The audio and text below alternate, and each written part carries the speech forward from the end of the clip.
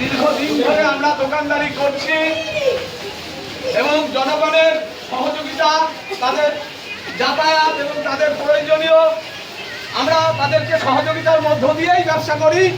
আমরা শুধু আমাদের ব্যবসাটুকু করে বাড়ি চলে যাই না। আজকে যখন এই সমস্ত সম্পত্তি জনগণের, তাহলে আমাদের ন্যূনতম কোনো কাজের সুরাহা কিছু না করে, কোনো চাকরির প্রতিশ্রুতি কিছুই নেই এই ভারতবর্ষে, সেখানে পশ্চিমবঙ্গেও নেই, সেখানে আমাদের এই উচ্ছেদ করে দেওয়া হচ্ছে।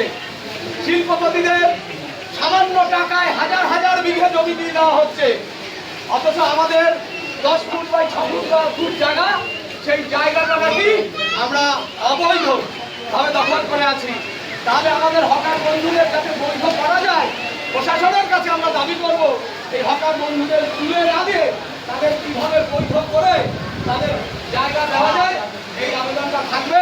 নাহলে এই যে যুবক যারা চাকরি পেল না, পড়াশোনা করেও তারা কিন্তু বিপদের মুখে।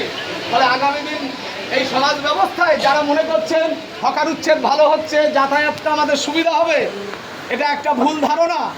কারণ আপনি যে কর্মক্ষেত্রে, বেসরকারি ক্ষেত্রে চাকরি করেন, এখান থেকে যে শিক্ষিত ছেলেমেয়েরা তারা সেই জায়গায় হানা দেবে না, এর কোনো মানে নেই।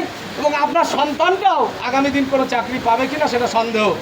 ফলে অনুরোধ, আমরা বিশৃঙ্খলা তৈরি না করে হকার বন্ধুরা রাজনীতির ঊর্ধ্বে থেকে আমরা যাতে এই আন্দোলনকে সংগঠিত করতে পারি এবং এই অপচেষ্টাকে রুখে দিতে পারি।